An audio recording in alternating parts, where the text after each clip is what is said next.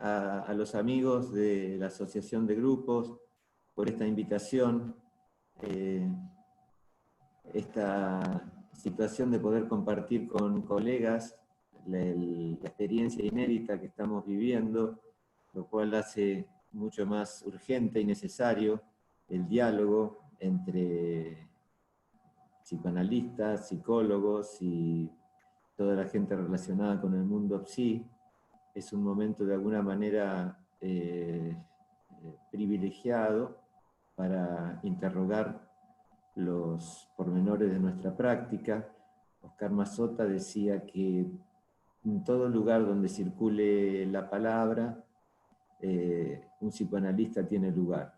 Y acuerdo con esto, entre las muchas cosas que están surgiendo en las últimas semanas, es si es posible, por ejemplo, la práctica del psicoanálisis por los medios digitales, ya sea el teléfono, videollamada, Skype.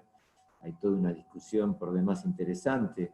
Hay una discusión respecto de qué es el cuerpo. Esto en todo lo que atañe a nuestra práctica, a la práctica psi, como para ubicarlo desde un punto de vista bien amplio, y no solamente en lo que es la práctica de la psicoterapia, exactamente, por vías digitales que, en este caso, donde el encuentro presencial está excluido. Este ya sería todo un tema. Pero por supuesto, lo nuestro no se hace en una burbuja. El inconsciente es el discurso del otro, decía Lacan. De manera que lo nuestro está inmerso en una situación inédita, planetaria, como ninguna otra vez en la historia de la humanidad sucedió. Pandemias hubo muchas, sí, es cierto, pero no que tuvieran estas características globalizadas, donde los cuerpos, el encuentro de los cuerpos está forzosamente excluido. Es la primera vez que podemos considerar de una manera forzada, donde no nos queda otra, donde, perdón por decirlo de una manera brutal, no nos podemos hacer los boludos, donde podemos considerar a la humanidad como un sujeto. Y a partir de allí, ¿qué es lo que vamos a hacer? Por eso en el título de este encuentro, yo ponía la otra peste y hablaba del terrorismo del ISIS, tratando de ubicar en esos puntos suspensivos todas las ansiedades que una situación como la actual está aconteciendo. De hecho, hoy hemos empezado por medio del acto de una manera muy, muy clara. Me refiero a la ansiedad. Nos hemos querido conectar, no pudimos. Aquí desde mi consultorio tenía un problema con la conexión de internet, y no sé qué les habrá pasado a los organizadores, a ustedes, pero yo estaba bastante ansioso. ¿Qué pasa? Ahora no funciona esto, y si esto no se puede hacer, y si, ¿qué va a pasar? Y si toda esa gente que quería escuchar un diálogo sobre esta que estábamos viviendo no se puede concretar, y en ese easy infernal, ahí tenemos la trampa, esa que yo llamo de la otra peste, que se puede aplicar desde las cosas más cotidianas, sonsas, hasta lo más trascendentes. Cuando yo cursaba la escuela de Pillon, circulaba una anécdota de Pillon que parecía, no sé si es cierta, pero ya como anécdota vale bastante por su valor ilustrativo. Parece ser que Pillon estaba ahí a punto de hablar y se puso a buscar algo, no sé si un papel, no sé qué cosa, no lo encontraba, y bien, estaba todo el mundo muy preocupado. La charla era sobre la ansiedad, precisamente, y una vez que encontró el papelito o lo que fuere, Pillon dijo, bueno, ahora que estamos en tema, podemos arrancar a hablar. Y creo que sí, que de alguna manera uno de los temas, si se puede hablar así, en términos amplios de lo que es la salud mental hoy, tiene que ver con la angustia, con la ansiedad, por esta situación inédita. Es una situación inédita, pero que sin embargo pone en primer plano las coordenadas nodales en las que transcurre nuestra práctica y que tienen que ver con las características decisivas de lo que es el ser hablante. Ustedes saben que Freud habló del efecto retroactivo del lenguaje, y esto que el propio Lacan también dijo bien, el sujeto recibe del otro su mensaje en forma invertida, es decir, yo sé si mi discurso guarda cierta coherencia, cierta razonabilidad en función de la respuesta de los otros. Nos pasa a todos, cuando estamos dialogando, cuando estamos dando una clase, en toda situación.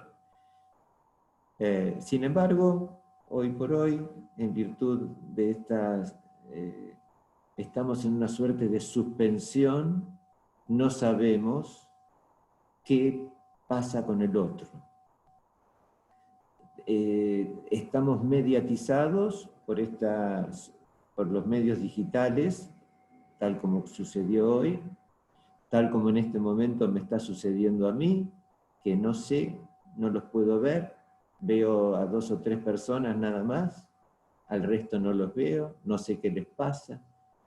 De manera que el efecto retroactivo del lenguaje ya está por lo menos interrogado, cuestionado, está mediatizado. Y esto tiene implicancias en el cuerpo.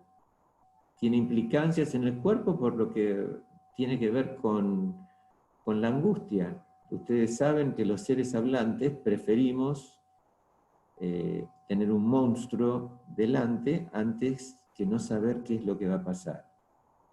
Esto lo ubica muy bien Lacan cuando en esa preguntita que dice ¿qué quieren de mí? ¿Qué me quiere el otro? Y allí, antes de soportar esa angustia, preferimos inventarnos cualquier tipo de monstruos. Entonces, primer punto en este diálogo con ustedes que quisiera poner, nos estamos enfrentando a una situación generalizada de impredecibilidad, donde aparecen monstruos. Aparecen muchas cosas, pero aparecen monstruos. Yo lo he llamado el terrorismo de Lisi, que es este formato donde hay puntos suspensivos, porque el otro no aparece. Cuando digo que el otro no aparece, no solo porque el efecto retroactivo del lenguaje en lo cotidiano está suspendido, como está pasando ahora en este diálogo, sino también por ejemplo, lo que ha dicho un paciente hace poquito durante una sesión telefónica. Y este paciente decía, estamos todos viendo qué va a pasar. Y me pareció una frase, terminada la sesión, me pareció una frase como para anotarla, no solo por, digamos, lo que el sentido común arroja, estamos viendo, estamos expectantes, sino por el acento en la mirada, el acento en la mirada. Entonces, primer punto, el tema de la ansiedad, el tema del ISI. Segundo punto, la cuestión de la mirada. Lacan, cuando aborda la cuestión del tiempo, ubica una serie, que es el instante de ver, el tiempo de comprender y el momento de concluir. No se trata de meternos mucho en cada, pero sí preguntarnos en qué momento estamos. Estas tres situaciones se podrían ubicar, por ejemplo, para la situación del chiste. El instante de ver, cuando uno está escuchando, el tiempo de comprender, cuando uno intenta colegir la agudeza que está propuesta en el chiste, y el momento de concluir, cuando se estalla en la risa o no. Pero hay un momento de concluir. Alguien podría pensar que hoy por hoy estamos atravesando el tiempo para comprender. Yo prefiero pensar que estamos en el instante de ver, estamos suspendidos en ese easy y en esos puntos suspensivos del easy, y donde allí aparecen todo tipo de ideas, de angustias, de ansiedades, y bien, me parece que es un punto de partida para considerar este momento que estamos viviendo. Creo, por ejemplo, que el corte de sesión puede ser uno de los recursos privilegiados, porque ante el ISI no hay respuesta posible. El ISI se articula con algo que Hegel hablaba del infinito malo, es decir, una diagonal que que crece de manera exponencial y que no tiene de ninguna manera posibilidad de resolverse. El ISI es una pregunta adictiva, contagiosa, es una suerte de virus y que lleva al pánico. Cuando esos ISI se agolpan en el pecho de un sujeto, para nombrarlo con el cuerpo, ahí sobreviene el pánico y sobreviene la paralización del trabajo psíquico. La única manera de salir del ISI es responder cuando sucede, si es que sucede eso, vos verás en ese momento. Es lo que solemos responder cuando un paciente está, ya sea por la vía del ISI, ya sea por la vía que pasa así, no sé qué va a pasar, y todo esto para cortar con esa deriva insensata, esa inercia que nos sume en lo peor. Ahora bien, esta cuestión del ISI, me gustaría pensarla como una suerte de previa globalizada. Y me gustaría proponerles que, si bien es cierto que la pandemia es una novedad, la previa globalizada no es ninguna novedad. Esto se articula con algo que ya estaba antes, que es mi propuesta, por supuesto, para discutirla, para charlar, cuando después ustedes hagan sus preguntas. Pero mi propuesta es considerar que ya estábamos antes en una suerte de inhibición generalizada, que esta pandemia puede agudizar o no. Entonces, segundo punto, primer punto, la ansiedad. Segundo punto, esto refuerza la inhibición generalizada. Una inhibición generalizada que se ve muy bien en el caso de, como suele suceder, en el caso de los adolescentes. A mi gusto, los adolescentes son una vitrina a través de la cual se pueden percibir los problemas que atraviesa una comunidad hablante. No solo porque, por lo general, lamentablemente, los adolescentes están en los titulares de todos los diarios y de todas las revistas por las peores razones, sino también porque es la escala etaria más vulnerable de toda la existencia, de todo el lapso de la existencia. No hay nada más vulnerable que un adolescente, y por allí emergen todos los conflictos y problemas de una comunidad hablante. Entonces ubico la previa, y la previa adolescente demuestra allí esa suerte de inhibición generalizada, donde los chicos están horas, a veces, antes de salir al mundo. antes de encontrarse con el otro cuerpo. Lacan lo llamaba el otro sexo, pero no porque la cuestión binaria hombre y mujer, sino simplemente por el otro, porque hay un otro, hay una alteridad. Y mientras estamos en la previa, estamos en una suerte de masa, donde creemos que estamos todos en lo mismo, y al salir, allí ocurre el encuentro con la diferencia. Y la previa es una situación maravillosa para precisamente hacernos los boludos y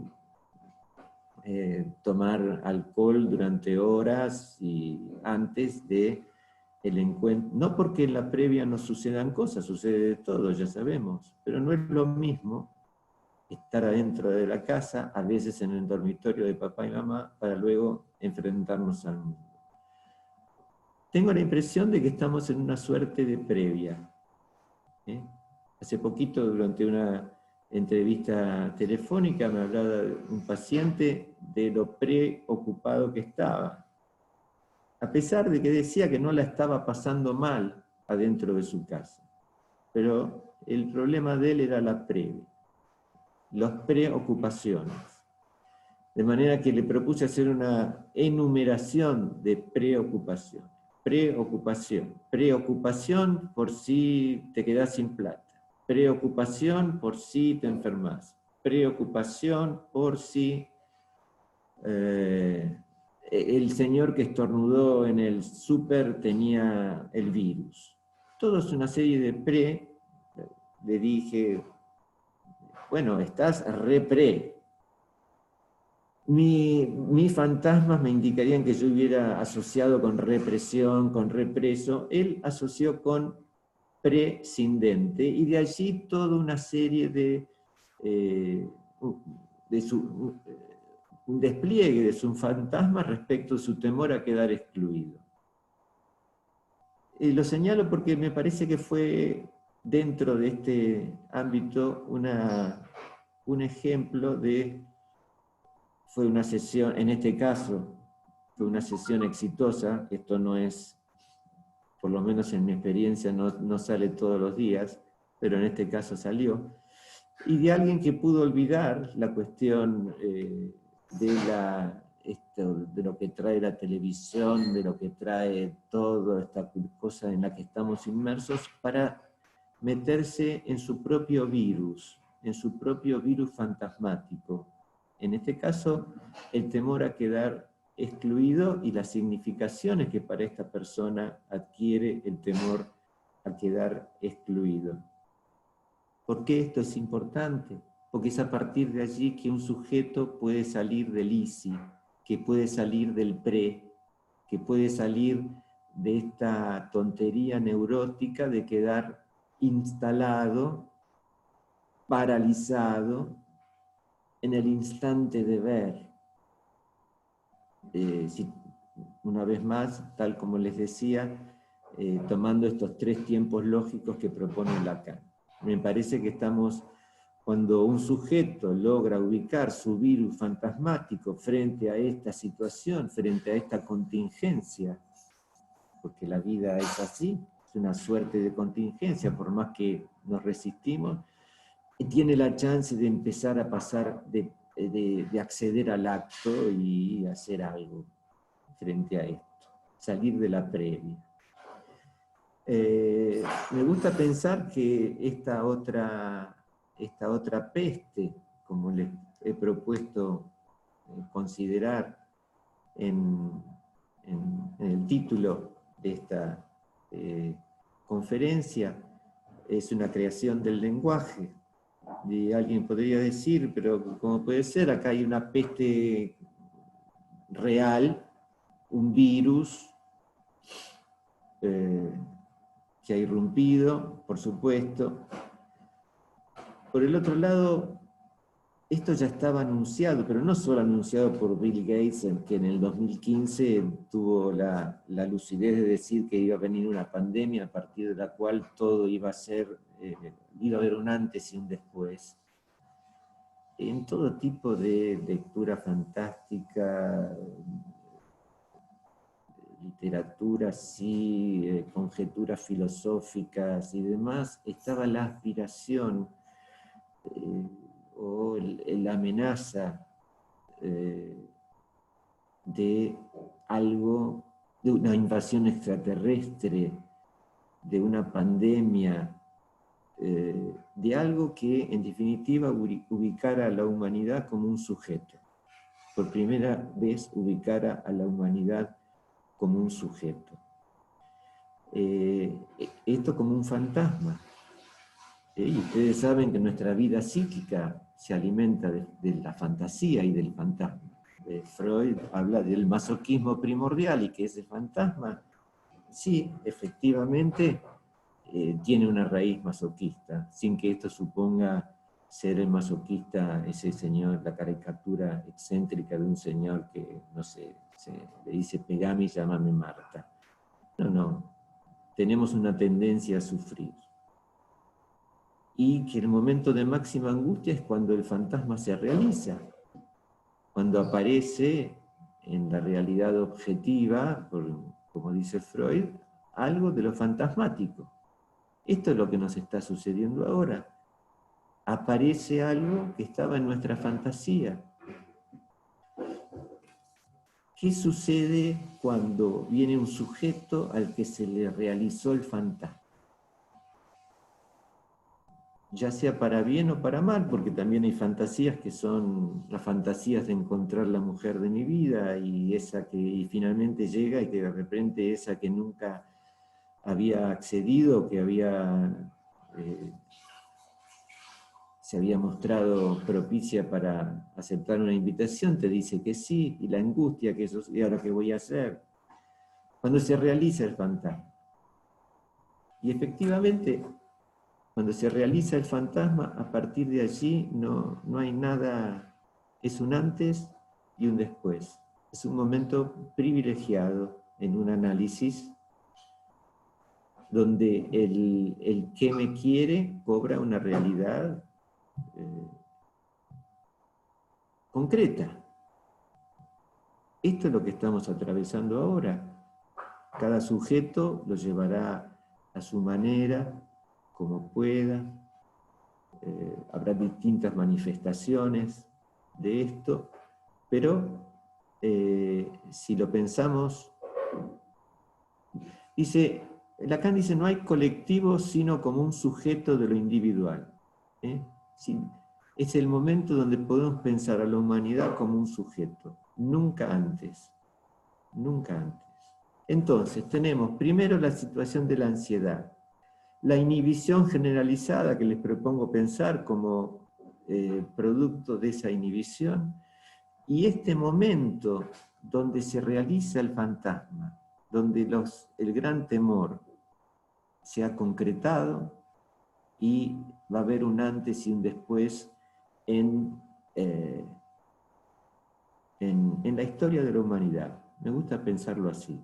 Y que esto se da en cada sesión de análisis donde alguien pone en juego su angustia. Y que lo nuestro es poder desplazar el diálogo y la charla. Ustedes saben que en estos días, por lo menos con los colegas que yo he hablado, uno de los peligros es de caer en la charlita sobre la pandemia. Si bien es cierto que cada uno tiene su estrategia, lo nuestro no es charlar meramente con un paciente. Es decir, ¿qué hacemos para que un sujeto salga de la tontería respecto de la pandemia para que se encargue de la otra peste fantasmática y que pueda acceder al acto? Acceder al acto significa quizás callarse y dejarse de discutir tonterías con la mujer, o acceder al acto puede ser agarrar y llamar por teléfono a fulano o mengano. Acceder al acto puede ser llamar a una ex, como se está dando ahora. Es muy llamativo todos los encuentros con los ex que están sucediendo, a veces para bien, a veces para mal, no sé. Este es un capítulo que después me gustaría que ustedes contaran alguna que otra experiencia en esto. Acceder al acto puede ser decir, muy bien, me permito aburrir, listo. Acceder al acto puede ser empezar a escribir esa tesis que estaba pospuesta allí bajo el pretexto que nunca tengo tiempo, que siempre es mentira, ya sabemos, y que ahora que tenemos todo el tiempo del mundo, resulta que tampoco lo estamos haciendo. Todo esto puede ser acceder al acto, y como yo soy de los que creo que si bien el psicoanálisis trabaja con esa otra peste, que es la singularidad de un sujeto, si es que entendemos la singularidad como aquello que me hace diferente de mí mismo, es decir, con lo cual yo estoy peleado todo el tiempo. Si bien el psicoanálisis trabaja esto, el psicoanálisis tiene efectos en lo social. El psicoanálisis, cuando aparece un sujeto que piensa las cosas desde otro lugar, eso tiene efectos en el discurso. Creo que el psicoanálisis y la psicoterapia en general tiene la chance de aportar lo suyo, un granito de arena, para que lo que venga después, de este Rubicón que estamos atravesando, arroje la chance de tener una comunidad un poco menos sádica, un poco menos cruel, un poco menos tonta. Entonces, ansiedad, inhibición generalizada, intervención analítica, que aparezca la otra peste, que por supuesto va por la vía de la singularidad. Y me gustaría ahora hacer como un breve excurso por las diferentes posiciones filosóficas que han aparecido en los últimos días, precisamente para poder confrontar qué tiene el psicoanálisis para aportar en este momento donde la humanidad es un sujeto que está atravesando una situación inédita a partir de la cual nada va a ser lo mismo.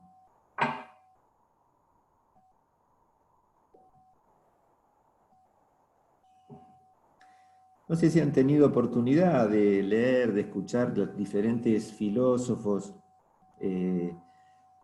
Por un lado, bueno, creo que fue el primero, el más tempranero, fue Agamben, que salió a decir con un artículo cuyo texto decía la invención de una epidemia. Y esto a partir de la ya consabida tesis de Agamben, según la cual el sistema capitalista está buscando consolidar un estado de excepción sobre el planeta entero. Él considera que el estado de excepción se distingue por la suspensión de las garantías individuales y una libertad absoluta en lo económico. Es decir, sería el reino del neoliberalismo. Y la tesis de Agamben, muy fuerte, por supuesto, es muy bien, se aprovecha esta epidemia para generar un estado de excepción. Se enojaron mucho con Agamben. A mí me gustaría tenerla en cuenta, por 2 o 3 cuestiones que me pondría a consideración en este diálogo con ustedes. Jorge Alemán salió a cruzarle y le dijo, bueno, lo de Agamben es una imprudencia. Cualquier cuestión que sucede en el planeta lo tamiza, lo aborda desde su un tanto rígida cuestión del estado de excepción. Esto por el lado de Agamben, por el lado de Alemán. Zizek propuso algo distinto. Bien, esto puede parecer como es el fracaso del capitalismo. Zizek decreta el fracaso del capitalismo y a partir de aquí puede venir un nuevo comunismo.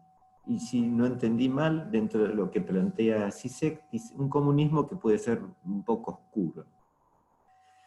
Está también Jean-Luc Nancy, que criticó a Agamben, incluso trajo una cuestión personal con Agamben, a quien considera su amigo, pero en un momento en que Jean-Luc Nancy estuvo enfermo, Agamben le dijo: no dejes que los médicos hagan con vos lo que quieras, si te llegó el momento, bien, aceptá la realidad.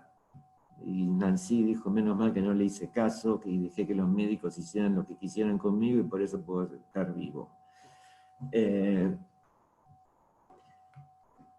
Apareció Byung-Chul Han, el coreano, formado en Alemania,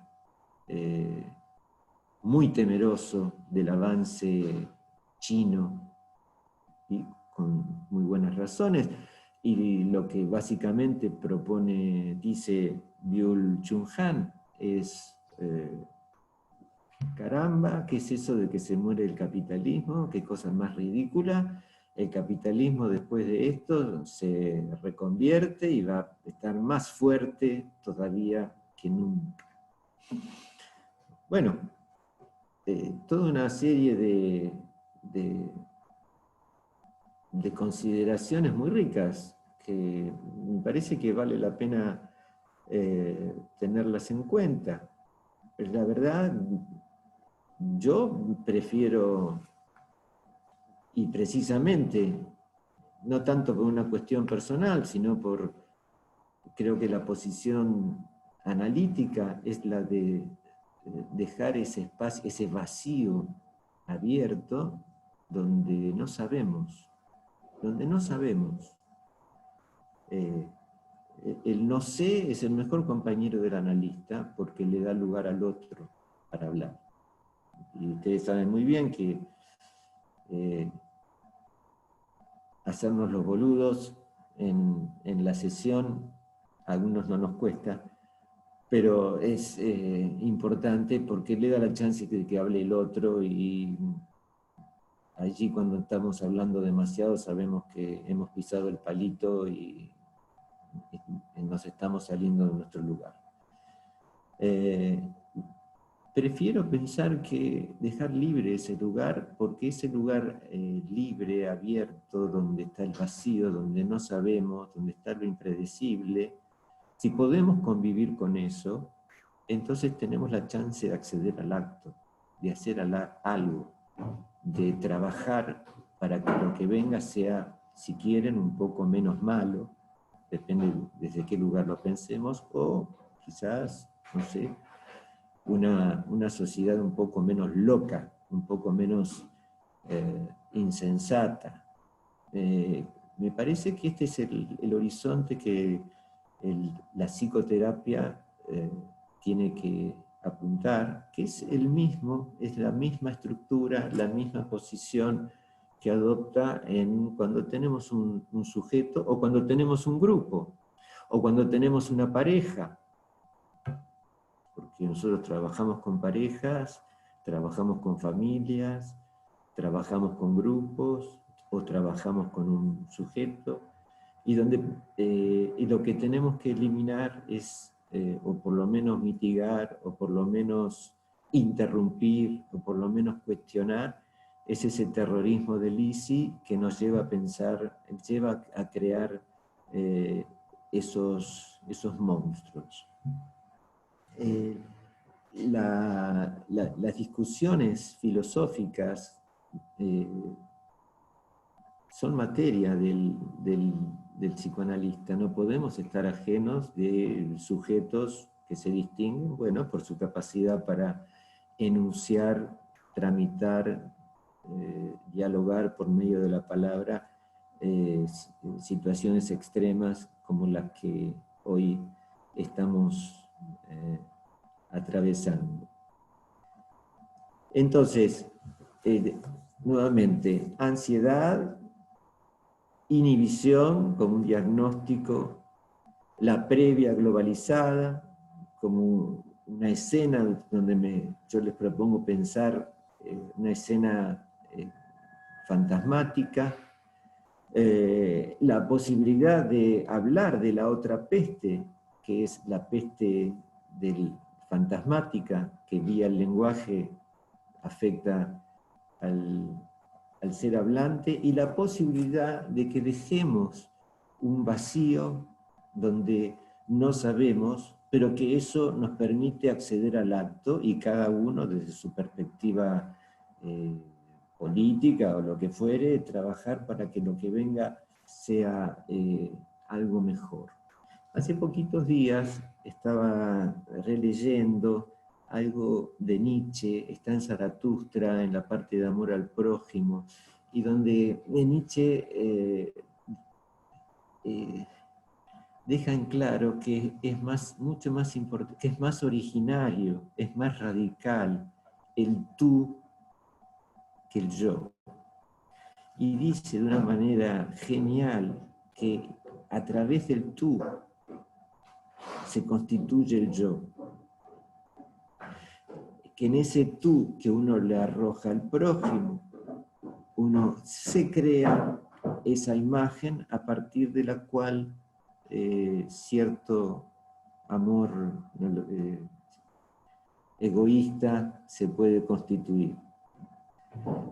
Lacan repite una y otra vez sobre este tú, pero creo que el que saca provecho de este tú, sin decirlo así, es Freud, cuando habla del complejo del prójimo en el proyecto de una psicología para neurólogos, y donde dice que el prójimo es una noticia en el cuerpo propio.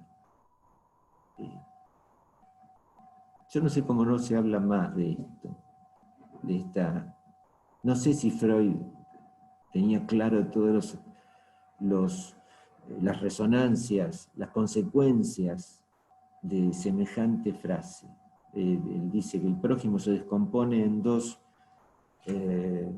componentes, uno que es una cosa del mundo, que luego va a ser das Ding, eso que no sabemos qué es, y el otro, eso amenazante por lo general, la cosa, y el otro es pasible de ser reconducido a una noticia en el cuerpo propio. El prójimo como una noticia en el cuerpo propio. Creo que en estos días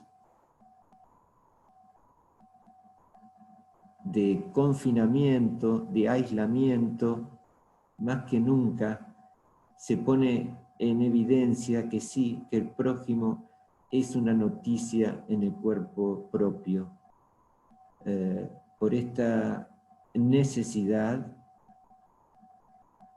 de guardar cierta distancia respecto del cuerpo del otro, para bien y para mal. En algunos casos sabemos que para ciertas parejas este confinamiento es dramático. Y no se trata de hablar de maldad, pero una pareja que tenía organizada su vida para encontrarse 2 o 3 momentos en la semana y basta, resulta que ahora tienen que convivir. Lo mismo para una familia. Lo mismo para una pareja que no se pueden encontrar. ¿Y qué sucede cuando esa distancia que guardaba determinada pauta de organización se desestructura? Me gustaría pensar que hay un diálogo entre el tiempo, entre el factor tiempo y el cuerpo. En estos días más de una persona ha escuchado que ha intentado hablar del confinamiento utilizando la metáfora de los astronautas. Y esos astronautas que están metidos, confinados en una cápsula, viajando, y todo el trabajo y toda la experiencia que eso supone.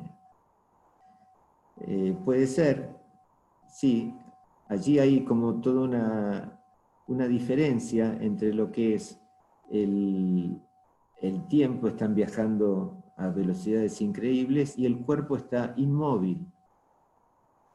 Me gustaría pensar que lo nuestro se asemeja en cierta forma, porque cuanto más quieto está el cuerpo, la cabeza funciona más rápido. Por lo menos en lo que he podido escuchar en los pacientes de estos días. El ISI funcionando a full, con una velocidad a veces llamativa, y el cuerpo quieto, inhibido, sin poder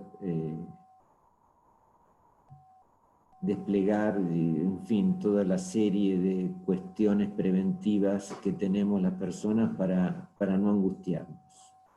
Ya sea salir a correr, ya sea tomarse un colectivo, ya sea subir al auto, ya sea ir al gimnasio, porque no es lo mismo estar en la bicicleta, en el mismo living que el hijo está haciendo los deberes y demás, ¿no? En este momento tenemos un diálogo entre el tiempo y el cuerpo que hay que propiciar, encontrar nuevas rutas, nuevas vías para que no termine en el pánico, ¿sí?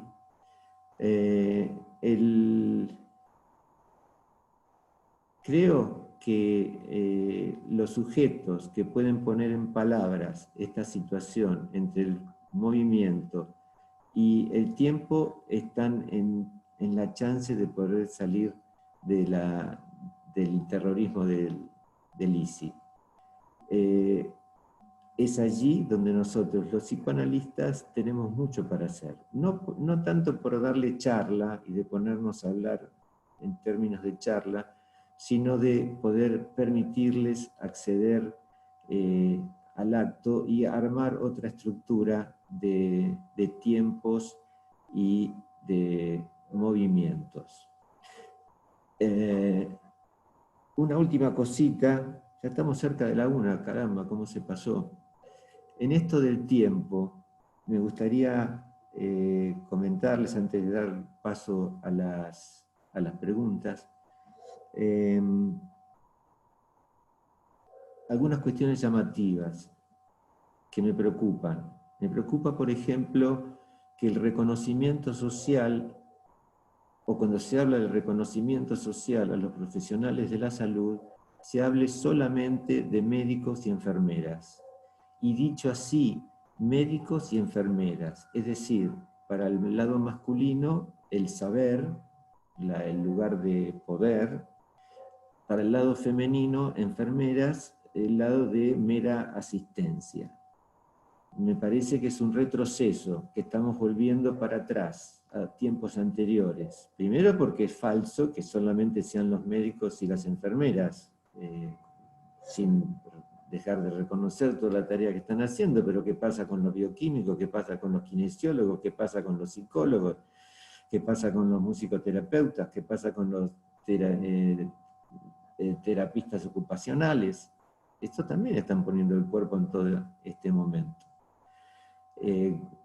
Quiero destacarlo porque me preocupa.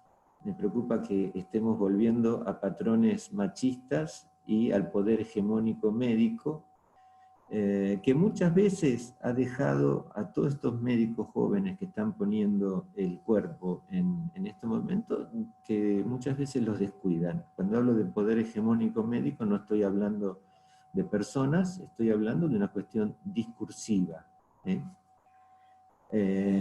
Y lo otro que me gustaría, en el eje del tiempo y en el eje del movimiento, es esta cuestión casi generalizada, se da en mi práctica, pero también he escuchado a otros colegas, de la vuelta de llamar a los ex, de conectarse con los ex. En algunos casos se dan cuestiones creativas, interesantes, ¿por qué no? En otros, por lo menos en mi experiencia, me parece que no, yo no lo he animado, porque veo que no se vuelve a situaciones complicadas. Bueno, quizás me gustaría poder escuchar alguna que otra opinión respecto o algún relato o algún comentario respecto de esto, porque me parece que es un momento a tener en cuenta. Por supuesto, lo que esto está convocando es qué se hace con la sexualidad en estos días, sobre todo para aquellos, por ejemplo, que no están con su pareja o que no pueden encontrarse con otros cuerpos, que no pueden desarrollar su sexualidad como habitualmente lo hacían. Un tema enorme es, por ejemplo, el tema de la masturbación. Es un momento, y volvemos al tema de la inhibición generalizada. Ustedes saben que la práctica del porno es habitual, forma parte de esta inhibición generalizada con que les propongo pensar este tiempo. Y todas las cuestiones sintomáticas que arroja la práctica de estar consumiendo pornografía. Y bien, desde mi perspectiva, por ahí es algo para charlar. ¿Qué pasa cuando... Decía Freud que en la masturbación el sujeto no está solo, porque está con su fantasía. Y me parece que quien consume pornografía empobrece su fantasía. No tengo nada en contra del consumo de la pornografía. Me preocupa cuando el consumo de la pornografía empobrece la fantasía. Me parece que en ese punto la práctica de la masturbación, si es con la pareja, acompañado por medio del Skype, del teléfono, lo que fuere y demás, bueno, perfecto, qué bien, no tenemos nada que objetar.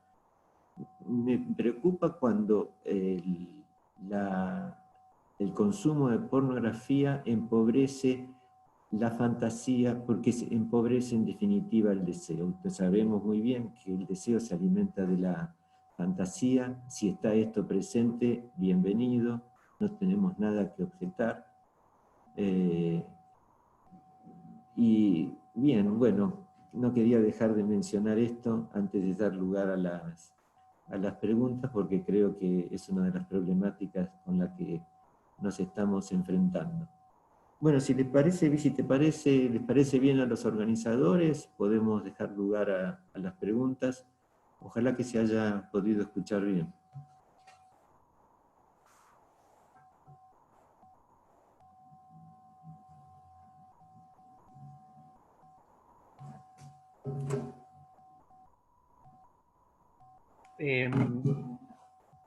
Si alguien tiene alguna pregunta, quizás avisar por el chat, así les puedo dar el audio y lo pueden preguntar.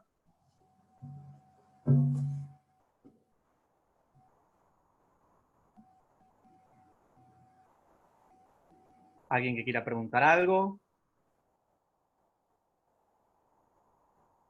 ¿O hacer una seña? Bien, Elina, te busco.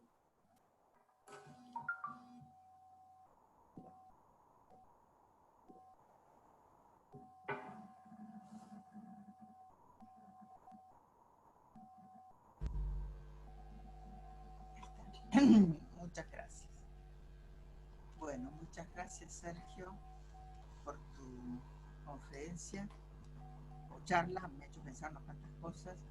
Hay algo que no nombraste y que me gustaría preguntarte, es que tanto los pacientes como nosotros estamos metidos en el mismo baile y, digamos, nos traen algo, como vos decías, del orden de lo real. Y quizá nosotros estemos también en el primer tiempo, o vamos tratando de favorecer el segundo. Pero ¿qué pensás de esto, que este tiempo, este mundo, este tiempo lo estamos compartiendo? Un poquito más fuerte, Lina. Perdón, me alejé del Sí. micrófono. Sí. No, te decía que lo que quería preguntarte es que acá, en este caso, tanto analistas como pacientes estamos metidos en el mismo baile. Estamos compartiendo las mismas angustias. No es ajeno lo que dice un paciente, nos resuena a nosotros. Creo que todos de alguna manera estamos en el primer tiempo, porque así dosifiquemos la dosis de noticias, siempre hay algo que nos impacta, que también le impacta al paciente. Es difícil pasar al segundo, es nuestro trabajo, digamos, pero ¿qué se hace con esos impactos que compartimos entre ambos y que es distinto a otras situaciones? Me refería a eso, que compartimos tanto analista como paciente. Exactamente. Patricio, ¿contesto ahora o...? Como le parezca a usted. Bueno, contesto. Creo que es muy importante esta pregunta. Me parece que nosotros, por nuestra tarea, estamos en un lugar privilegiado, porque en el dispositivo analítico hay un solo sujeto. Entonces, por un ratito, aunque sea, nos podemos ausentar de nuestra condición de sujetos y ser analistas. Ahí, cuando un sujeto en su sesión puede despegarse de esto que nos envuelve, me refiero al tema de la pandemia, y meterse con su propia peste fantasmática, en ese momento le hemos ganado un metro a la ansiedad, a la angustia, al ISI. Creo que intentar, no es fácil, intentar mantener nuestro lugar de analistas es es un buen refugio en este momento, porque de los que nos preserva es de la peste fantasmática.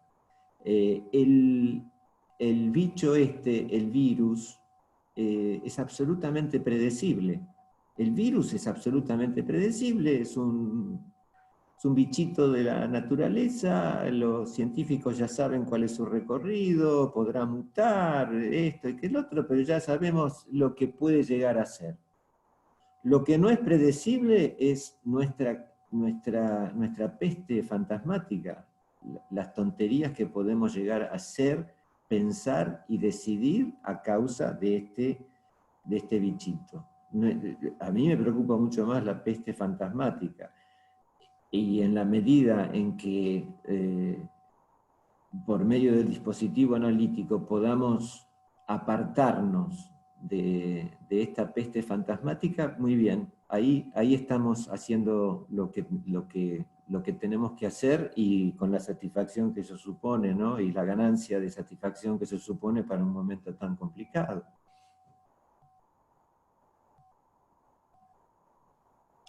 Bien. Le doy la palabra a Marta Eckstein. Le doy audio. A ver, Marta. ¿No me escuchás? Porque me saqué yo una cosita que tenía, que me parece que se me escuchaba mejor. Un poquito más alto. ¿Ahora se me escucha? Mejor. Sí. ¿Sí? Bueno. Bueno, gracias, Sergio. Realmente nos da para pensar y atravesar todo esto profesional y personalmente. Te quería ampliar, porque se me ocurrió pensar la pornografía en este contexto. Es solamente, bueno, en este contexto no, la pornografía no es solo una cuestión que tiene que ver con empobrecer la fantasía, sino que es un fantástico y terrible dispositivo de poder, digamos, y de conducción, de intento de conducción del deseo. Entonces, a partir de eso me preguntaba, ¿cuáles serán a partir de ahora, en que uno se plantea mucho va a haber un antes y un después, quizá, y si, ¿no? Si será un antes y un después. ¿Cuáles serán los dispositivos de poder que pueden llegar a caer? ¿Qué podemos presumir que puede llegar a caer? ¿Y cuáles son los que surgirán a partir de esto, ¿no? Bien, sí.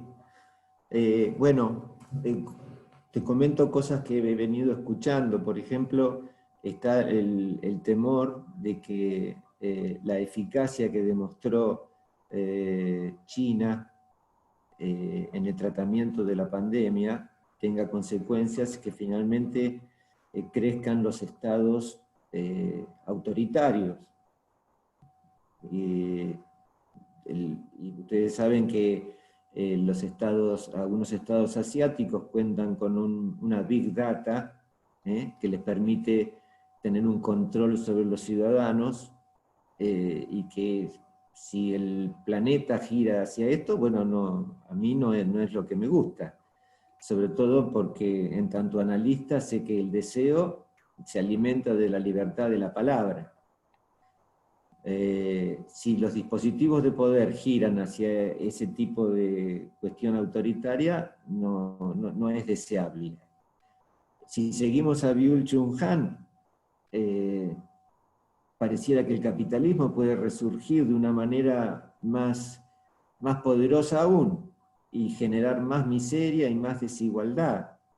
Y con todo, y para ir bien a la pregunta que señala muy bien Marta, ¿qué dispositivos de poder? Bueno, que aparezcan toda esta rémora de prejuicios machistas, de estos delirios evangelistas con los cuales Trump llegó al poder, que, bueno, en América Latina tenemos a este señor Bolsonaro que ilustra muy bien lo que es el delirio, esto que señalaba Agamben, el peligro de que la pandemia finalmente sea utilizado para un estado de excepción, donde toda la libertad para lo económico y la suspensión de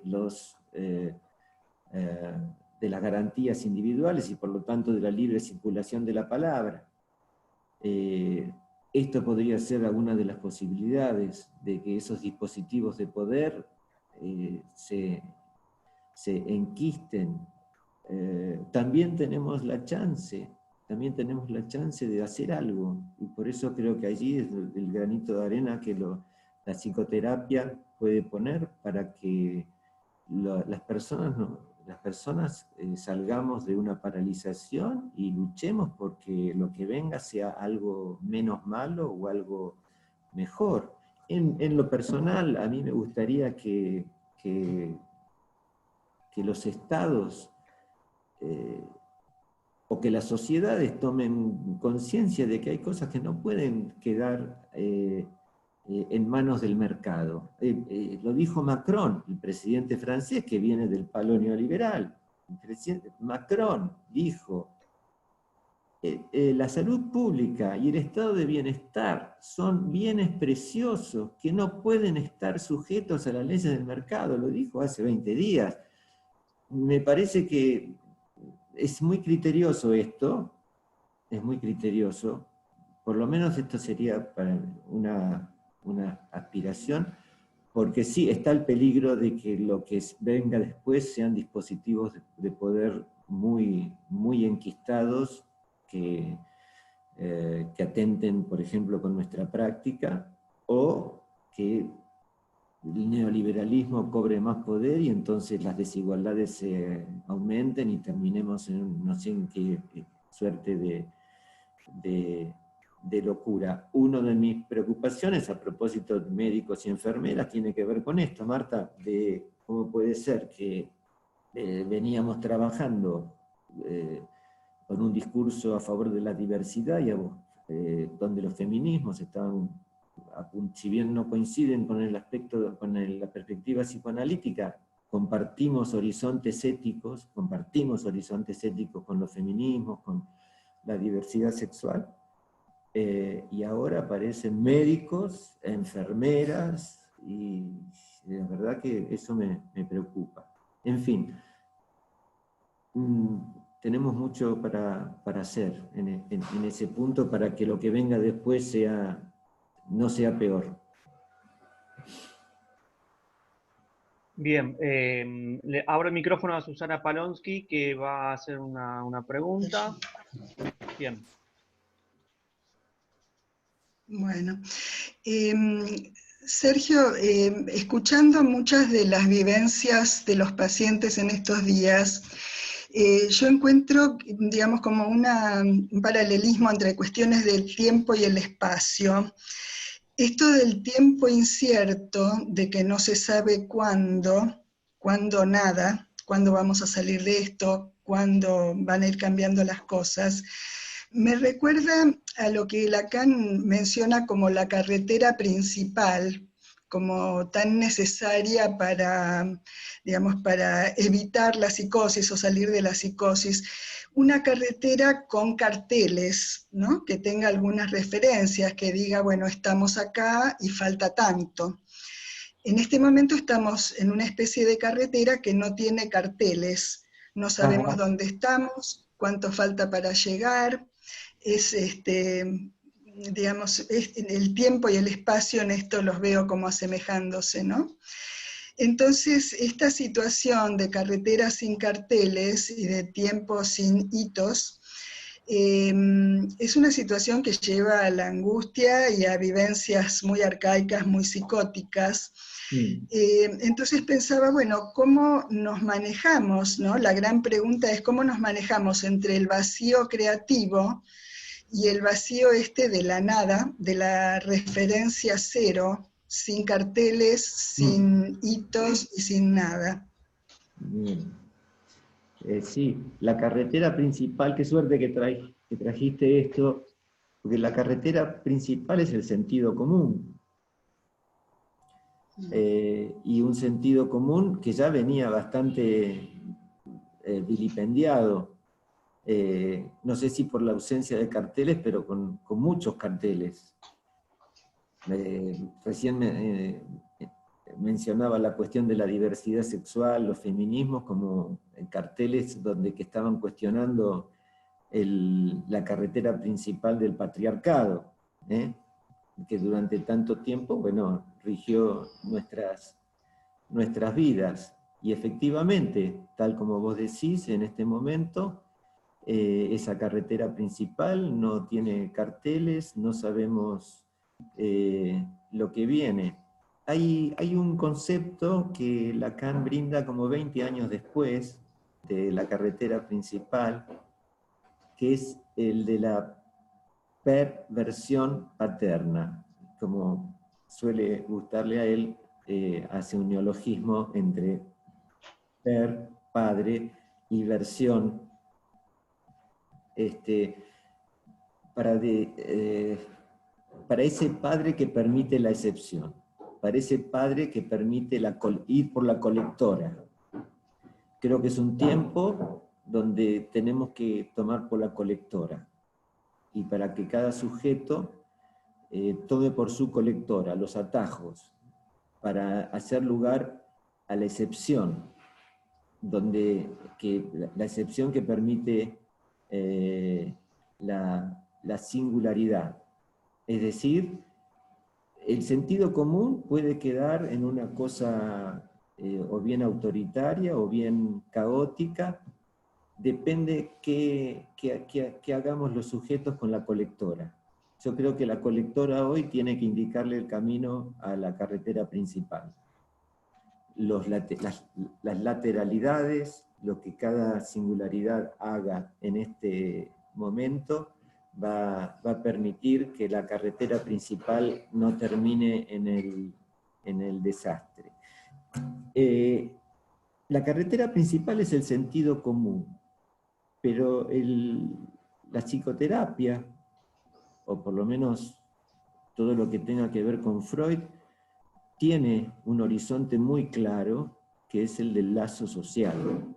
Allí en el texto que yo les comentaba, el del proyecto de una psicología para neurólogos, ahí por la página 360 más o menos, Freud dice que el desamparo primordial es la fuente de todas las motivaciones morales. Es un párrafo que para nosotros vale oro, porque es allí donde nosotros no podemos vivir sin el otro. Nosotros no podemos vivir sin el lazo social. Solemos desconocer esto, y así nos va, pero nosotros no podemos vivir sin el lazo social. Y te agradezco la pregunta porque esto trae algo de lo que trajo Jorge Alemán, es que la pandemia podría arrojar como saldo, siempre y cuando trabajemos para eso, una experiencia de lo común, donde de alguna manera fuerte la humanidad entienda que si no hay cierto respeto, si no hay cierta empatía, si no hay cierta inteligencia de cooperación y de solidaridad, este planeta no, o por lo menos el planeta puede seguir, pero no sé la raza humana qué destino incierto puede tener, ¿no?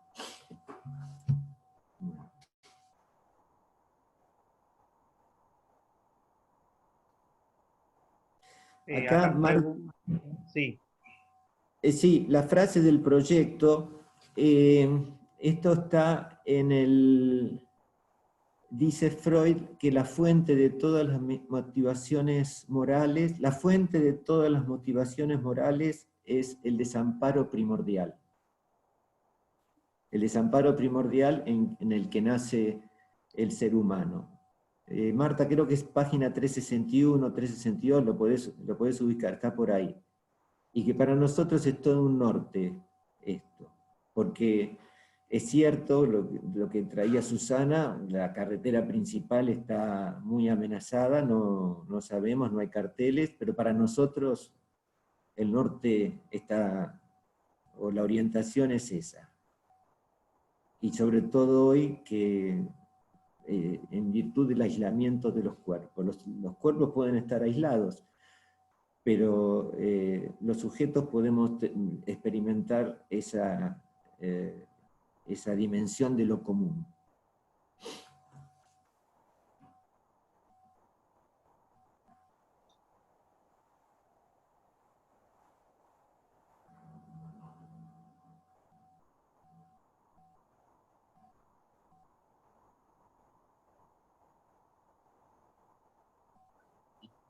Sí, a Gloria Barros. A ver. Sí, hola. Hola. ¿Me oyen? Hola, Gloria. Hola, ¿qué Sí, tal? te escucho. ¿Cómo estás? Bien, bien, dentro de lo posible. Varias cosas. Bueno, primero agradecerte porque me parece que muchas de las cosas que has dicho nos aclaran. Vienen muy bien en este momento tener un diálogo de esta naturaleza cuando hay tantas preguntas y tan pocas respuestas, ¿no? Me parece muy importante rescatar el tema del fantasma individual en medio de esta situación general. Me parece muy, muy importante, que es un tema que ya se plantea muchas veces con los que trabajamos con parejas y familias, porque con las parejas sobre todo hay algo así como una posibilidad de deslizarse a lo coloquial, ¿no? Que de hecho con Daniel Weisbrot escribimos hace años sobre eso, ¿no? De la ausencia del diván al deslizamiento a lo coloquial. Acá no solamente falta el diván, sino que uno está cara a cara, si utiliza Skype, que yo uso, bueno, que trae todas sus complejidades, ¿no? Una pregunta que me preocupa es cómo sostener algunos análisis de los pacientes que se rehúsan a seguir el tratamiento y dicen, bueno, cuando pase esto, volvemos, ¿no? En mi experiencia, en general, los pacientes que siguen su tratamiento puntualmente son aquellos que están un poco mejor. Y con nosotros ocurre una cosa que es bastante paradójica y desesperante también, que mandan WhatsApp diciendo estoy muy mal, estoy muy angustiado o angustiada, pero entonces uno los invita a hablar por videollamada, por teléfono, pero no, voy a esperar. Y entonces eso pone en una situación de mucha preocupación. Bueno, por ejemplo, el caso de una paciente recientemente operada de un cáncer de mama, una paciente que es realmente psicosomática, es una persona que lleva al cuerpo sus angustias. Y me dice, sí, estoy mal, pero no me resulta. Quiero volver al... Eso. Con respecto, otro comentario más, con respecto a los encuentros con los ex, a mí me pasó, pero con una ex paciente, de hace 40 años. Muy bien, muy bien. Sí. Fue muy gracioso, porque llamó a mi casa, que es la misma que tengo de antes, y pregunta, ¿vive ahí Gloria Barros? Y yo pensé que estaba preguntando si yo estaba viva. No vive ahí, sino vive. Entonces que le contesté que sí, que vivía ahí, que estaba viva, y tuvimos una charla casi de 1 hora, donde ella me contó todo lo que había pasado en esos 40 años, y bueno, yo creo que quería saber si quería reencontrarse con otro momento, con otro tiempo, con el tiempo en que yo fui su analista de un análisis largo de diván. Bueno, eso no es lo mismo, pero puede hacer pensar. Ajá. Te cuento lo que implementé yo respecto de tu primera parte de la pregunta, que pasa con los pacientes que dicen no me siento cómodo, no quiero continuar, no tengo privacidad, que también es otro problema, porque hay personas que no tienen privacidad, y no sé si, no creo que estén mintiendo. Pero sobre todo aquellos que optan, cuando ya termine la pandemia, yo prefiero la manera presencial. Esa comunicación, por lo general por WhatsApp, trato de convertirla, esa mera comunicación, en una sesión. Entonces le pregunto por qué ampliamos un poco más, cada uno a su manera, dice 3 o 4 cosas, y le dijo, muy bien, le digo, hoy esto fue una sesión, dejamos acá, por favor me pasás por el honorario por transferencia. Y doy por sentado que eso fue ya el mero hecho de comunicación y de llamarme, fue una sesión, con diversos resultados, diversos resultados. En algunos casos funcionó, en otros ni remotamente. Pero de lo que me parece que creo, y esto es para discutir, de lo más rico que podemos discutir precisamente este tipo de cosas, pero intenté preservar el lugar del analista. Intenté preservar el lugar y defender el tratamiento, porque no estoy convencido de que esto de ninguna manera puede ser una excusa para suspender un tratamiento, en absoluto. Entonces, por lo menos que quede claro que el mensaje es, para mí el tratamiento sigue. Y si vos no querrás venir, bueno, se verá en otro momento. Y bueno, y después el retorno de los ex, no lo había pensado, me parece fantástico, exactamente. Sí, qué bueno. Bueno, le doy la palabra a Norberto Inda y después Nélida Di Rienzo. A ver, Norberto. Sí, ¿se oye? Bien. ¿Se oye bien? Bueno, ¿qué tal, Sergio? Hola, Norberto. Mira, ¿cómo va? Mira, en estos días escuché una cosa que me llegó mucho, ¿no? La idea es esta. Una persona dijo, no queremos volver a la normalidad porque la normalidad es el problema. Digo porque ahora escuchando esto de la carretera principal, dentro de esta idea habría que irse de la carretera principal por un sistema social, político, por un sistema neurótico, o sea, algo así como que un objetivo es aprovechar este horror por el que estamos pasando. ¿Qué tiene de oportunidad, ¿no?, para salir un poco de lo conocido? Lo digo por esto. Por ejemplo, hace 2 días un muchacho me llamó y me dijo, ¿puedo pasar por el consultorio? Me impactó, ¿no? Y le dije, bueno, no sé, porque me tomó de sorpresa. Al ratito lo llamé y le dije, no, me parece que no, tenemos que cuidarnos. Lo pongo como ejemplo extremo de algunas situaciones en las que yo me doy cuenta que a veces traigo el tema de lo que nos está pasando, porque en el discurso parece como si estuviéramos fuera de este tiempo, ¿no? El tiempo neurótico, eterno, sin tiempo. Entonces, la inquietud que yo tengo, ¿no?, es en qué medida traer esta realidad tan acuciante es valedero. Es decir, la duda es en qué medida yo estoy imponiendo de alguna forma una realidad que a mí me angustia, o estoy diciendo, ojo, está pasando esto, ¿no? Una cosa así. Esta sería una de las temáticas miles que produce esta pandemia. Sí, creo que el discurso analítico no puede colaborar a transformar a la pandemia en un monstruo, de ninguna manera.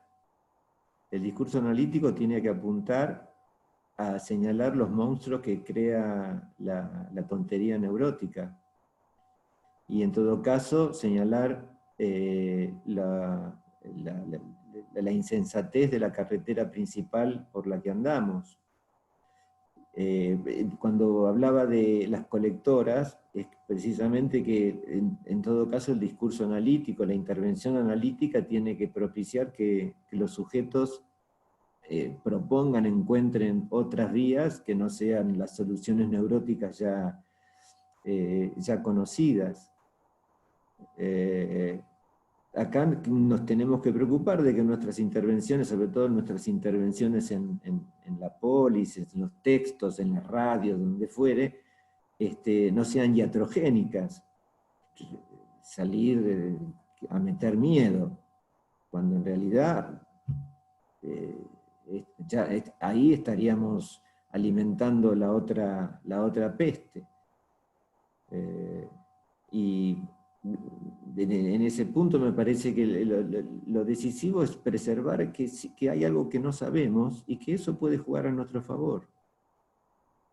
Que si la carretera principal, entendida como esta vía neurótica, como vos decís, está interrogada, está cuestionada, bueno, eso puede ser una oportunidad. Bueno, en definitiva es esta cuestión de si hay una crisis de la carretera principal, como salió en este diálogo, si hay una crisis de la carretera principal, que estemos a favor de construir algo mejor y no acobacharnos cada uno en su quintita, ¿no? Bien, le doy la palabra a Nélida y después a Analía Goldín. Nélida. Sí, hola. Hola, hola, Nélida. Hola, ¿cómo estás, Sergio? Muy bien, muy a gusto. ¿Me escuchás? Muy a gusto. Bueno, sí, muy bien. Agradecerte enormemente que siempre estés disponible cuando te solicitamos tu pensamiento y tu presencia.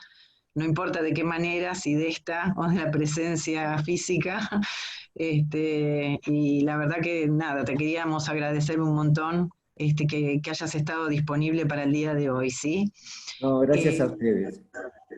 Y la verdad que hay millones de cosas para pensar de lo que genera este momento tan, tan particular, tan inédito, porque tiene mucho de inédito, tiene mucho de novedoso, de extraño, ¿no? Yo creo que hay muchos pacientes que hablan y habría que detenerse en cada uno, ¿no? Hablan de la extrañeza. ¿Y cuál es esa línea? Pensaba mientras escuchaba a todos, te escuchaba a vos y lo escuchaba después los comentarios, ¿cuál es esa línea divisoria tan delgada, de cuando somos analistas, de cuando no lo somos? Porque no Ajá. somos todo el tiempo analistas. No somos. Podemos ser en muy pocos momentos analistas, Sí, ¿no? sí, sí. Entonces, ¿dónde está esa línea tan delgada de ser analistas y no? Cuando aparece esta cosa de, como decía Norberto, será un llamado a la realidad del otro que ignora eso que está pasando y uno lo llama a la realidad. Sería una charla eso y no sería función de un analista. No sé si se entiende a dónde voy, pero la pregunta es qué difícil el momento de no estar, de estar en esa línea tan, tan débil, que me parece débil, por esto que hablábamos de lo que nos implica estar también nosotros implicados viviendo toda esta situación, ¿no? Que es global. Precisamente por ser globalizada es donde más cuesta poder encontrar las singularidades y apuntar, digamos, a la pandemia propia, digamos, y no a la general, y no hacer masa, ¿no? Sí, me parece que nosotros somos analistas con suerte cuando estamos en el dispositivo, no todos los días, a veces, cuando tenemos la chance de decir algo lúcido. Lo que sí podemos aspirar a ser siempre analizantes. Nunca dejar de ser analizantes. Aunque ya hayamos terminado nuestro análisis, uno nunca deja de ser un analizante. Creo que esto es lo que tenemos que preservar. En el ejemplo que daba Norberto, muy bien, voy a llamar, voy a hablar con esta persona. ¿De dónde nace esto? ¿Es una cuestión fantasmática que está ocultando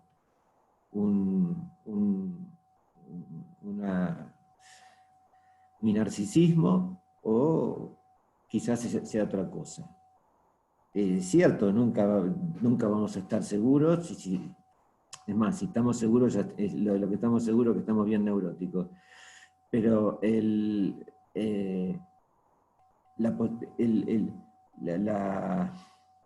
compromiso de ser siempre analizantes, creo que sí, que eso es válido, porque nos permite poner cierta distancia respecto de nuestras tonterías, de nuestros que siempre van a estar, por mejor analizados que estemos, por favor, siempre van a estar allí.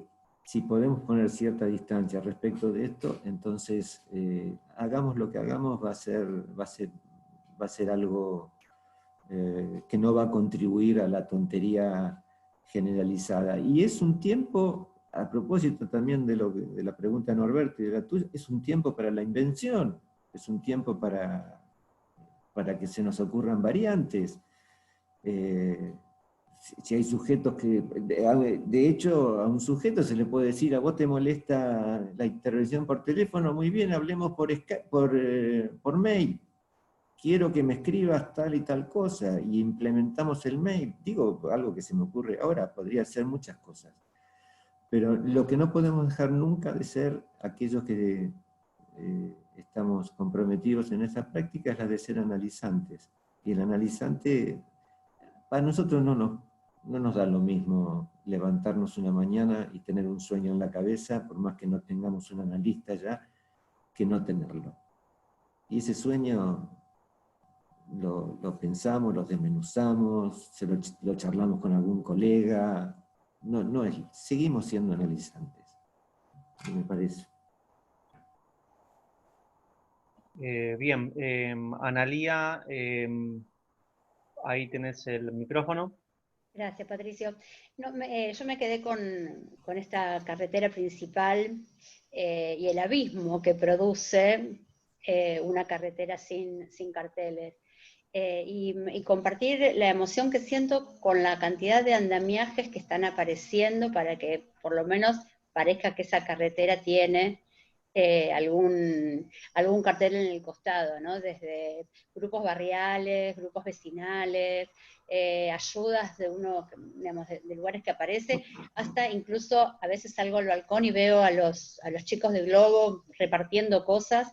Si ustedes entran a la aplicación, preguntan qué quiere uno mandar, y hay una opción que es tupper con comida, la cual yo ya usé para mandarle a mis hijos. Digo, la posibilidad de poder hacer esto que nos pasa, de lo siniestro que se nos aparecen, ¿no? Esto con un poquitito de cotidianeidad en el apoyo de los vecinos o de los diferentes grupos a los que cada uno conoce y no conoce, y que de repente siente una ayuda, una contención emocional. Uh-huh.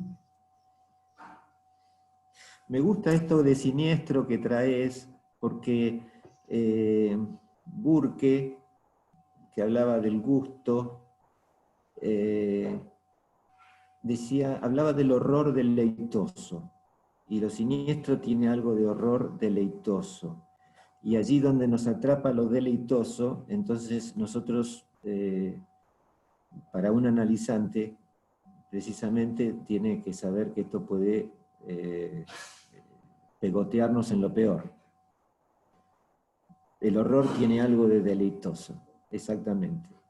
Es decir, si el horror me empuja para acceder al acto, para hacer algo, todas estas cosas de enumeración que vos acabás de hacer son precisamente maneras de no quedarme en el instante de ver. Bueno, bienvenido. Pero el horror deleitoso es uno de los peligros, quedarnos ahí fijados en lo siniestro. A propósito de esto que vos decís, yo quería señalar que hemos tenido la suerte, esto por supuesto que es discutible, pero tengo la impresión de que hoy la clase política pareciera que está dando muestras de estar a la altura de la situación. Es decir, la escena, sin entrar en detalles partidarios, pero la escena de un presidente al lado de los líderes de la oposición, apoyando una determinada línea de acción, esto es una buena noticia. Freud, cuando habla del pánico, da el ejemplo del ejército que se queda sin el líder, y allí sobreviene el desastre, el pánico. Pareciera que tenemos la suerte en este momento de tener una clase política, no es común en nuestro país, que está alineada en función de una determinada línea de acción. Esto no sé si es una carretera principal, pero por lo menos hay un comandante, y esto colabora muchísimo, ayuda muchísimo. Y luego está todo esto que acabas de decir, a mi gusto, son colectoras, porque la carretera principal sí está seriamente, me refiero al sentido común, está seriamente cuestionada. Hoy, ¿qué puede venir después? No lo sabemos, pero mientras haya colectoras, esto que vos acabas de enumerar, me parece que entonces tenemos chance de hacer algo mejor. Bien, Ivana Mangiaterra.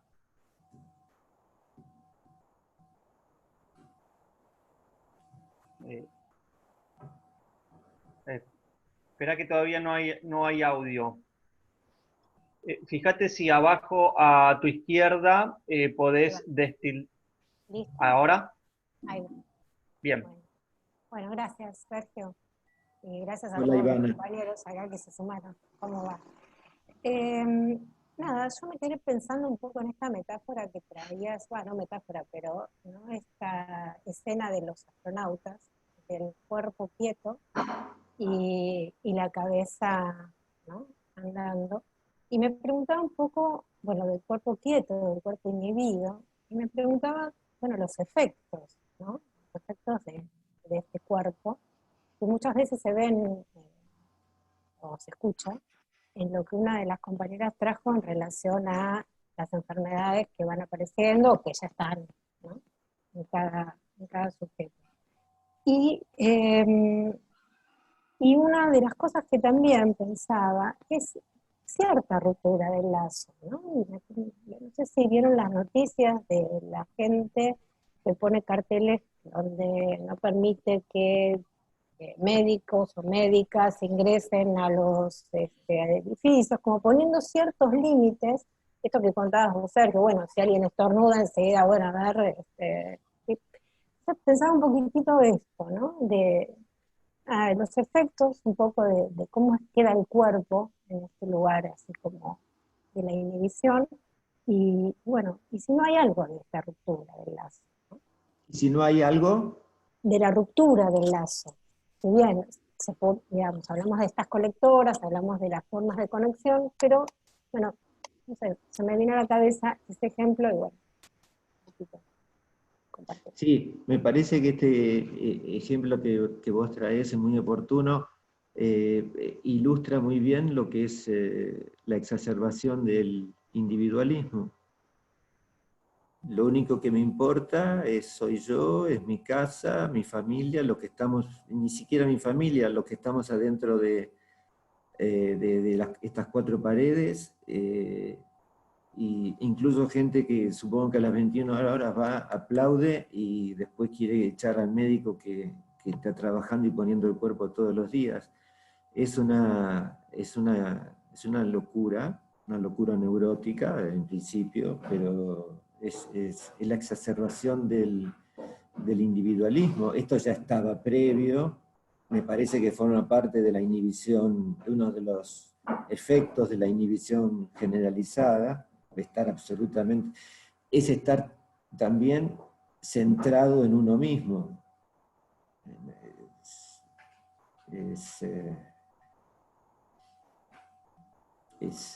Sí, esto es ir para atrás, en esta cuestión, médicos, enfermeras, diferentes maneras de ir para atrás, y que toma consistencia los peores reflejos, esto es el sálvese quien pueda, ¿no?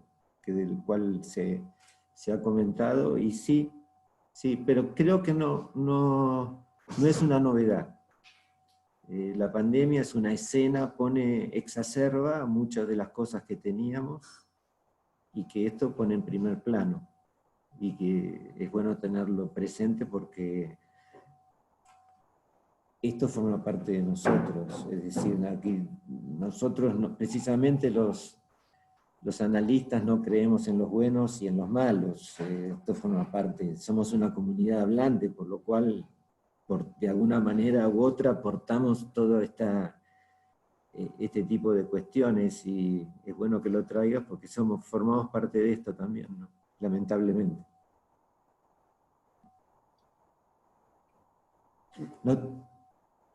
No te estoy... Pensaba un poco en esta referencia que traías, que había quedado un poco olvidada en relación al prójimo, ¿no? Ah, sí. Claro. Sí. Vos sabés que dice Lacan, Dios nos ordena amar a nuestro prójimo, porque si nos ordenara amar a nuestra prójima, nos llevaría al fracaso. Y vos sabés que esto es bien freudiano, porque Freud habla de la desestimación de la feminidad, como diciendo, y en Lacan lo más singular se asocia a lo femenino de cada sujeto. Es decir, de este desprecio por la diferencia, lo femenino en tanto diferencia, no por el sexo anatómico, lo femenino por la diferencia.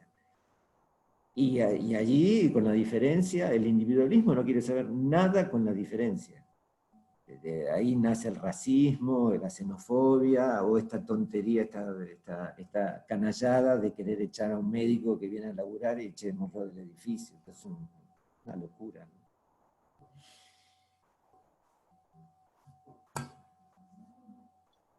Bien, le doy la palabra, el micrófono en realidad a Clara. A ver, Clara.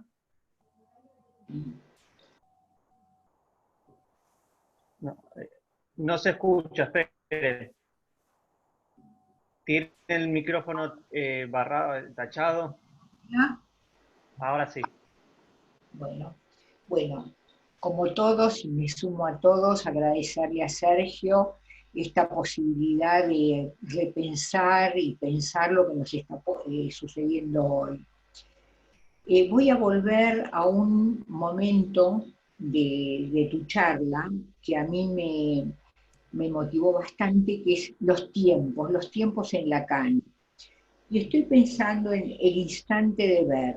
El instante de ver, esta pandemia, por lo menos a mí, me dejó bastante estática. No me gusta la palabra paralizada, pero me costaba ver qué hacer ahora la singularidad. Me hacía pensar, Se está perdiendo. pero incómodamente.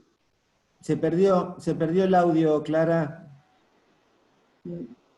Se perdió. ¿Podés repetir desde... Si podés repetir, dijiste, no sé si paralizada, pero... Pero estática.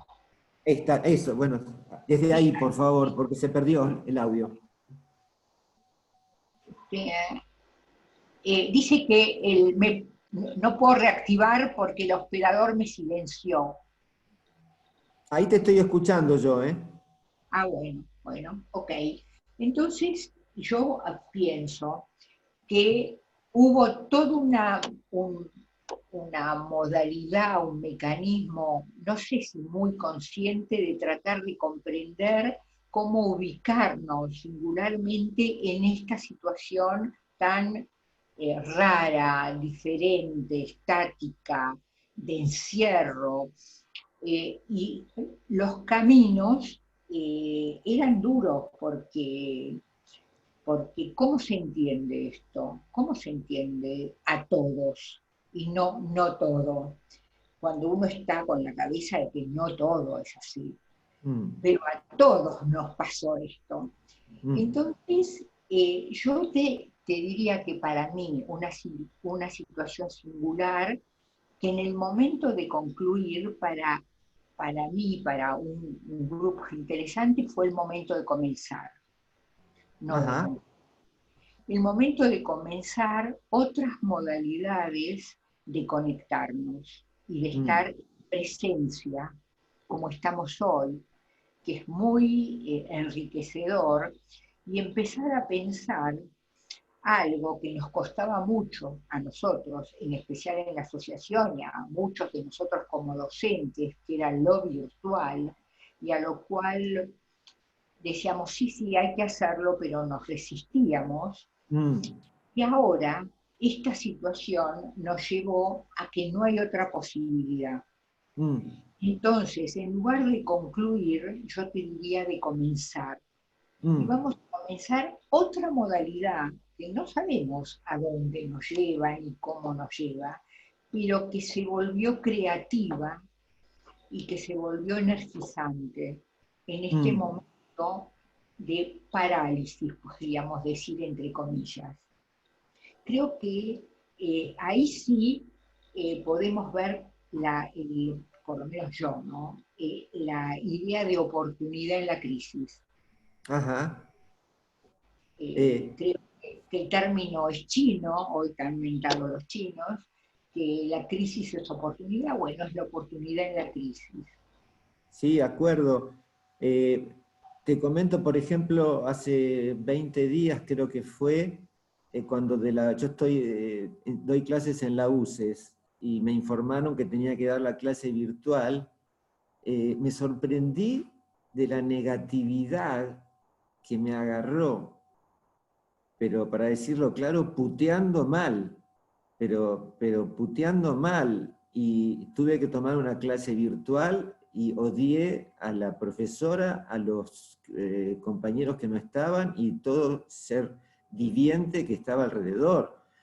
Nunca tan claro la resistencia, de la palabra que vos utilizaste, resistencia, sí, exactamente, y de hecho Lacan bien dice, las resistencias son del analista, acá estoy, claramente, pero puteando mal y contra todos los bichos tecnológicos, bien, esa semana, el tiempo que me llevó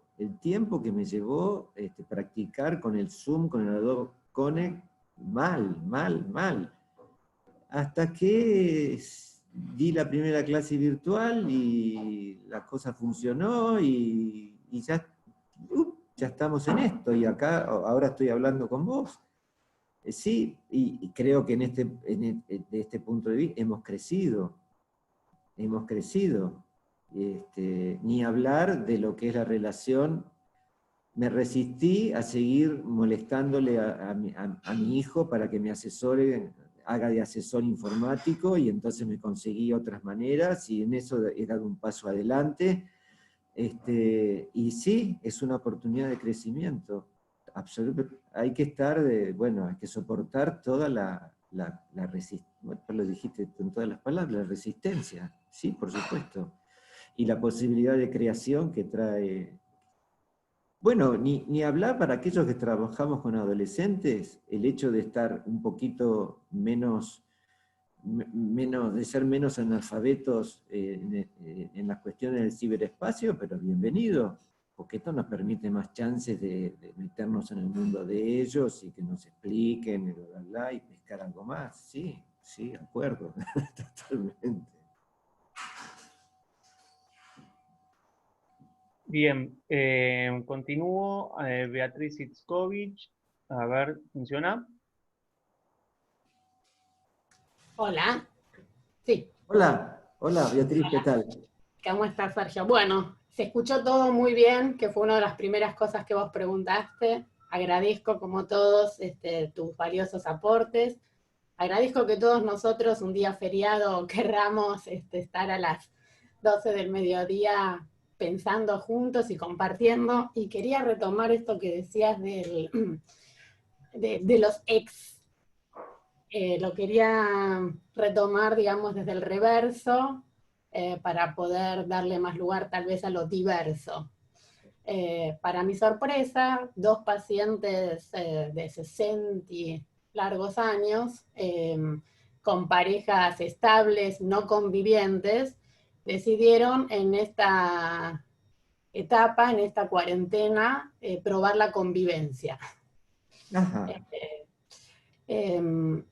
Ambas, en las 2 sesiones online que tuve con las dos, ambas muy contentas y muy satisfechas de haberse dado la oportunidad de poder probar algo tan diferente después de ambas muchos años de haber vivido solas y de tener pareja conviviente solo por ahí en los fines de semana o en las vacaciones. En ese sentido, la verdad que como analista me preguntaba, bueno, ¿qué no estarán diciendo? Porque no podía, dado que ambas habían estado hablando en sus tratamientos durante mucho tiempo, que no querían la convivencia, cuando dejé cada una de esas 2 sesiones me pregunté mucho por mis propias resistencias a poder apostar en estos momentos a fortalecer los procesos de cambio positivos, que por supuesto que hay experiencias totalmente al revés. También tengo de aquellas pacientes que casi hay que llamar a la policía porque la situación de violencia de la pareja se ha incrementado. Pero debo reconocer que en una proporción mucho menor, ¿no? Así que quería compartir este tipo de experiencias y eso. Sí, bien. Me hiciste acordar una paciente que se quedó varada unas tantas personas, ponele que fuese en París. Fue a visitar a un ex, con quien todavía quedaba algo pendiente. El ex la recibe en su casa, y en el medio aparece toda esta cuestión de la pandemia y se queda varada con él, en la casa. Y lo están pasando muy bien. Pero ella dice, yo sé que hay cosas mías que a él le molestan, pero no me dice nada, porque supongo que es porque esto es temporario.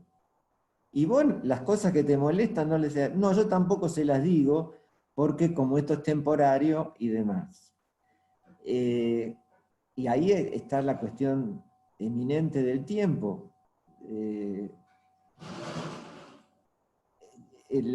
¿Cuánto es lo temporario? Lo temporario puede ser 3 semanas, lo temporario puede ser 1 año, lo temporario puede ser 2 años, pero aparece este abanico, que es bueno, mientras dure la cuarentena lo estamos pasando bien.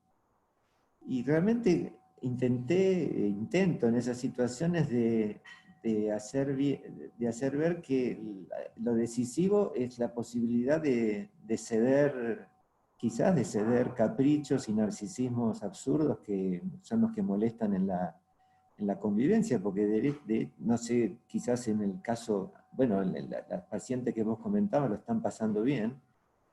Y esta chica, el problema de esta chica es que no sabe si esa convivencia podría incluirse dentro de un proyecto. Porque el síntoma de esta persona es el proyecto. Entonces ella, en lugar de vivir el presente, está viviendo la tontería que tiene en la cabeza. Y resulta que con el tipo con el que duerme lo está pasando bárbaro. Es muy interesante, es toda una oportunidad para esta persona, si algo se le abre allí, de poder barrar o cuestionar ese proyecto, ¿no?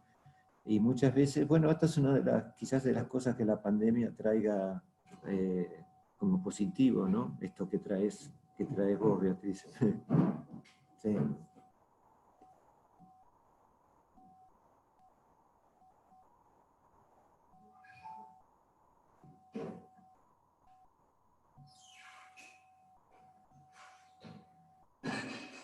Bueno, ¿alguien más que quiera preguntar algo? Si quieren escribir o hacer algunas señas, si los puedo ver.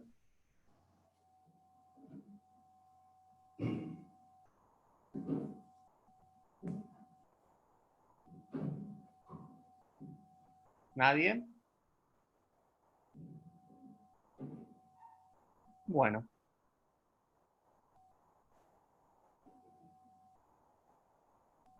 Diana. Me voy, me tengo que ir. Se va. Bueno, si Sergio quiere hacer algún cierre. Sí, agradecerles a todos la presencia, el diálogo. Para mí es siempre muy gratificante estar en esta institución, charlar con ustedes, y he aprendido mucho de todos los comentarios, así que estoy muy, muy agradecido. Y bueno, obviamente seguimos en contacto. Hasta siempre, ¿eh?